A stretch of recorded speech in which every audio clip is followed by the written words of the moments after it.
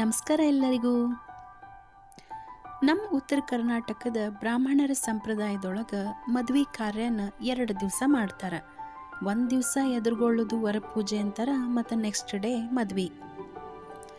ನಿಖಿಲ್ ಮತ್ತು ಅಶ್ವಿನಿ ಮದ್ವೆ ಇದ್ದಿದ್ದು ಹುಬ್ಬಳ್ಳಿ ಒಳಗೆ.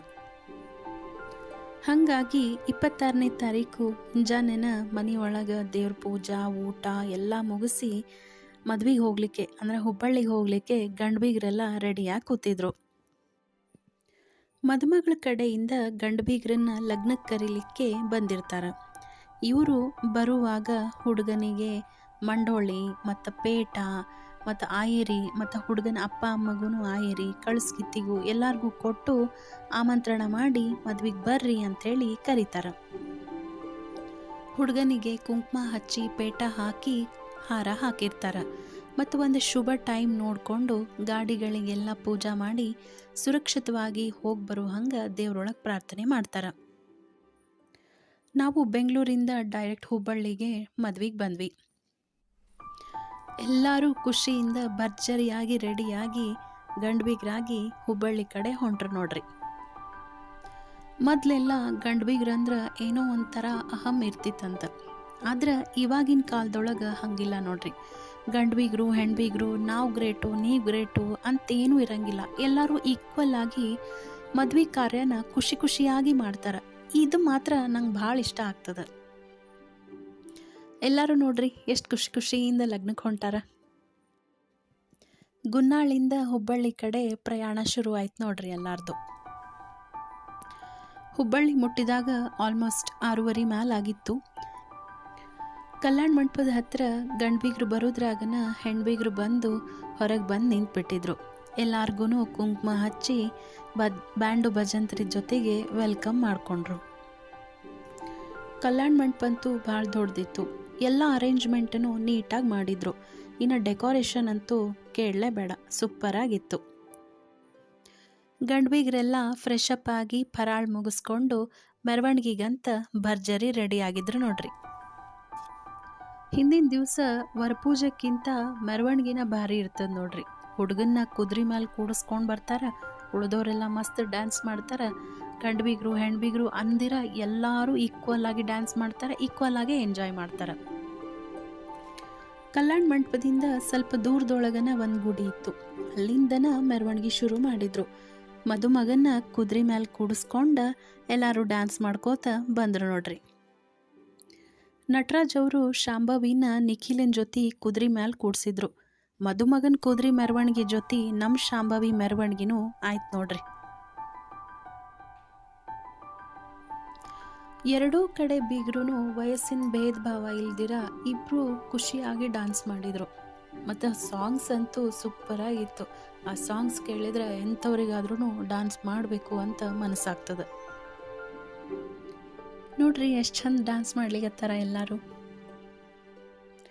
ಡ್ಯಾನ್ಸ್ ಮಾಡ್ಕೋತ ಬರೋದ್ರೊಳಗನ ಅಷ್ಟು ದೂರದಿಂದ ಬಂದ್ವಿ ಆ ಮೆರವಣಿಗೆ ಒಳಗೆ ಅಂತ ಅನ್ನಿಸ್ತು, ಗೊತ್ತೇ ಆಗಲಿಲ್ಲ. ಪಾಪ ಮದುಮಗ ಮಾತ್ರ ಕುದುರೆ ಮೇಲೆ ಕೂತ್ಕೊಂಡಿದ್ದ. ಆದ್ರೆ ಕಲ್ಯಾಣ ಮಂಟಪ ಹತ್ರ ಬಂದ ಕೂಳೆನ ಮದುಮಗಳನ್ನ ಹೊರಗೆ ಕರ್ಕೊಂಡು ಬಂದರು. ಆಮೇಲೆ ಹುಡುಗನ್ನು ಕುದುರೆಯಿಂದ ಇಳಿಸಿ ಒಂದು ಸ್ಟೆಪ್ ಹುಡುಗ ಹುಡುಗಿನೂ ಡ್ಯಾನ್ಸ್ ಮಾಡಿದರು. ಅವ್ರದ ಮದ್ವೆ ಅಂದಮೇಲೆ ಕೇಳಬೇಕಾ, ಮಸ್ತ್ ಮಾಡಿದ್ರು ಡ್ಯಾನ್ಸು. ಮೆರವಣಿಗೆ ಶುರುವಿಂದ ಎಲ್ಲರೂ ಮಾಡಿದ್ದ ಡ್ಯಾನ್ಸ್ ಒಂದು ಕಡೆ ಆಯಿತು ಅಂದ್ರೆ ಇವ್ರು ಮಾಡಿದ್ದ ಡ್ಯಾನ್ಸು ಇನ್ನೊಂದು ಕಡೆ. ಇವ್ರದ್ದೇ ಸ್ಪೆಷಲ್ ಆಗಿತ್ತು. ಮೆರವಣಿಗೆ ಮುಗಿಸ್ಕೊಂಡು ಎಲ್ಲರೂ ಕಲ್ಯಾಣ ಮಂಟಪದ ಒಳಗೆ ಬಂದರು. ಬರೋದಕ್ಕನ ವೆಲ್ಕಮ್ ಡ್ರಿಂಕ್ಸು, ಪಾನಿಪೂರಿ, ಸ್ನ್ಯಾಕ್ಸು ಎಲ್ಲರಿಗೂ ಕಾಯ್ಲಿಕ್ಕತ್ತಿತ್ತು. ಎಲ್ಲರೂ ಡ್ಯಾನ್ಸ್ ಮಾಡಿ ಸುಸ್ತಾಗಿದ್ರು. ಇನ್ನೇನು ಪಾನಿಪುರಿ ನೋಡಿದ ಕೂಳೆ ಎಂಥವ್ರಿಗಾದರೂ ತಿನ್ಬೇಕನ್ನಿಸ್ತದೆ. ಮಸ್ತ್ ಭರ್ಜರಿ ಬ್ಯಾಟಿಂಗ್ ಮಾಡಿದರು. ಡ್ಯಾನ್ಸ್ ಎಲ್ಲ ಆದಮೇಲೆ ಮದುಮಕ್ಕಳ ಫೋಟೋಶೂಟ್ ನಡೀಲಿಕ್ಕತ್ತಿತ್ತು. ಮತ್ತು ಇನ್ನೊಂದು ಕಡೆ ಪುರೋಹಿತರು ಬಂದು ವರಪೂಜಕ್ಕೆ ಏನೇನು ಬೇಕು ಅಂಥೇಳಿ ಎಲ್ಲ ರೆಡಿ ಮಾಡ್ಕೊಳ್ಳಿಕ್ಕತ್ತಿದ್ರು. ಸ್ಟೇಜ್ ಮೇಲೆ ಇಬ್ಬರು ಬೀಗರಿಗೂ ಕೂಡ್ಲಿಕ್ಕೂ ಮಣಿ ಹಾಕಿದ್ರು. ಒಂದು ಕಡೆ ಮದುಮಗ ಅಪ್ಪ ಅಮ್ಮ ಕಳಿಸ್ಕಿತ್ತಿ ಕೂತ್ರ, ಇನ್ನೊಂದು ಕಡೆ ಮದುಮಗಳ ಅಪ್ಪ ಅಮ್ಮ ಮತ್ತು ಕಳಿಸ್ಕಿತ್ತಿ ಕೂಡ್ತಾರ. ವರಪೂಜೆಗೆ ಮದುಮಗಳ ತಂದೆ ತಾಯಿ ಮದುಮಗನ ಕಾಲು ತೊಳೆದು ಅವ್ರು ತಂದಿರುವಂಥ ಹೊಸ ಬಟ್ಟೆ ಏನೇನು ಗಿಫ್ಟ್ ಎಲ್ಲ ಇರ್ತಾವೋ ಅದನ್ನೆಲ್ಲ ಕೊಡ್ತಾರೆ. ಕುಂಕುಮ ಹಚ್ಚಿ ಹಾರ ಹಾಕಿ ಕೊಡ್ತಾರೆ.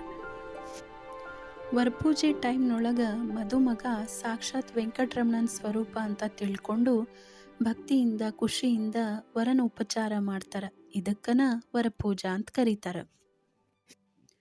ವರಪೂಜೆ ಎಲ್ಲ ಮುಗಿದ್ಮೇಲೆ ಮದುಮಗನ್ನ ಬೇರೆ ಕಡೆ ಕೂಡಿಸ್ತಾರೆ. ಆಮೇಲೆ ಮದುಮಗಳನ್ನ ಸೋದರ ಮಾವ ಕೈ ಹಿಡಿದು ಕರ್ಕೊಂಡು ಬರ್ತಾರೆ. ಮದ್ವೆಯೊಳಗೆ ಸೋದರ ಮಾವನ ರೋಲು ಭಾಳ ದೊಡ್ಡದು. ಅದಕ್ಕೆ ಹೇಳ್ತಾರಲ್ಲ, ತಾಯಿ ನಂತರ ಸೋದರ ಮಾವನ ಅಂತ. ಮದ್ವೆ ಆಗೋ ತನಕನೂ ಸೋದರ ಮಾವನಿಗೆ ಹಕ್ಕಿರ್ತದಂತ. ಹಾಗಾಗಿ ಹೇಳ್ತಾರೆ ಹಿರಿಯರು. ಹೀಗಾಗಿನ ಸೋದರ ಮಾವ ಕೈ ಹಿಡಿದು ಕರ್ಕೊಂಡು ಬರೋದು. ಆಮೇಲೆ ವಧು ಪೂಜಾ ಟೈಪ್ ಮಾಡ್ತಾರೆ. ಅಂದ್ರೆ ಮದುಮಗಳನ್ನ ಅಪ್ಪ ಅಮ್ಮ ಕಳಸ್ಕಿತಿ ಜೊತೆ ಕೂಡಿಸ್ತಾರೆ. ಆವಾಗ ಹುಡುಗನ ಅಪ್ಪ ಅಮ್ಮ ಏನೇನು ಆಯರಿ ತೊಗೊಂಬಂದಿರ್ತಾರಲ್ಲ ಅದನ್ನೆಲ್ಲ ಮದುಮಗಳ ಅಪ್ಪ ಅಮ್ಮ ಕೊಡ್ತಾರೆ.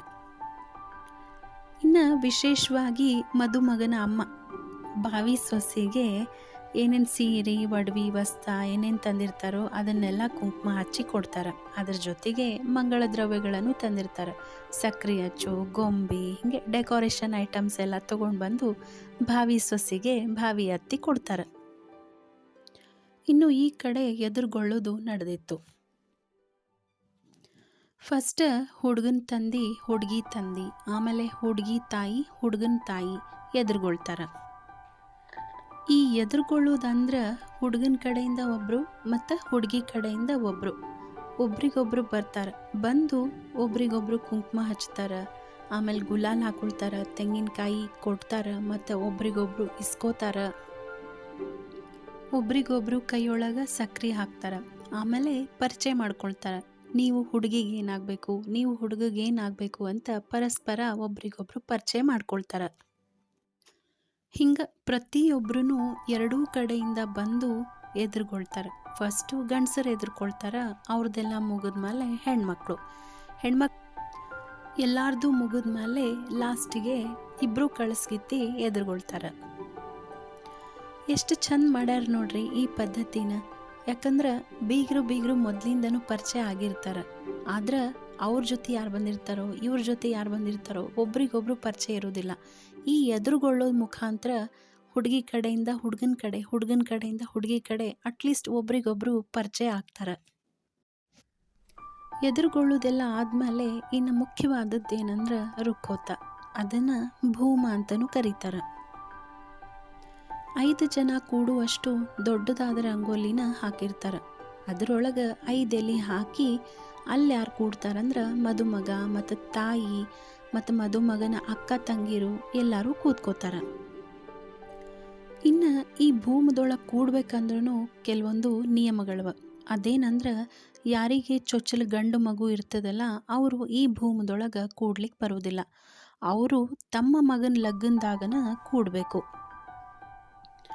ಎಲ್ಲರೂ ಭೂಮಿಗೆ ಬಂದು ಕೂತ ಮೇಲೆ ಹೆಣ್ಣಿನ ಕಡೆಯವ್ರು ಏನು ಮಾಡ್ತಾರಂದ್ರೆ ಪ್ರತಿಯೊಬ್ಬರಿಗೂ ಕುಂಕುಮ ಹಚ್ಚಿ ಹೂವು ಕೊಟ್ಟು ಉಡಿ ತುಂಬ್ತಾರೆ.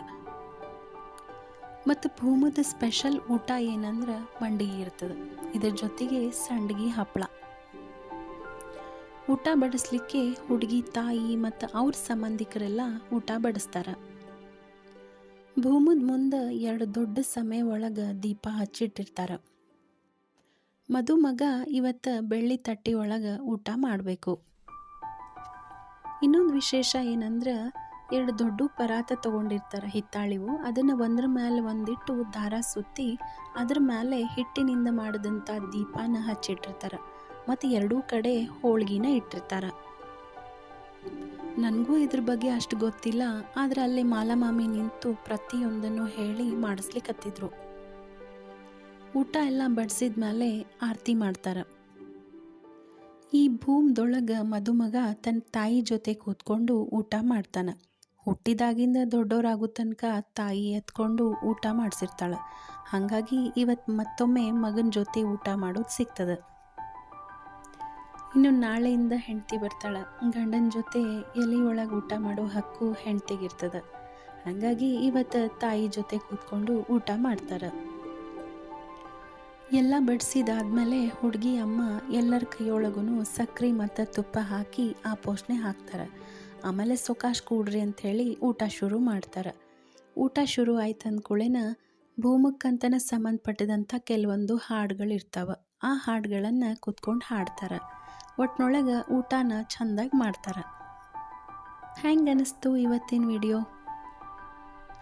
ನನಗೆ ಎಷ್ಟು ಗೊತ್ತದನೋ ನಾನು ಅಷ್ಟೇ ಹೇಳೀನಿ. ಇನ್ನೂ ತಿಳ್ಕೊಬೇಕಾಗಿದ್ದು ಇನ್ನೂ ಜಾಸ್ತಿನ ಅದ.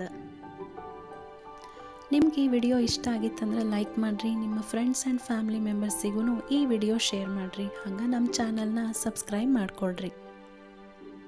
Thank you.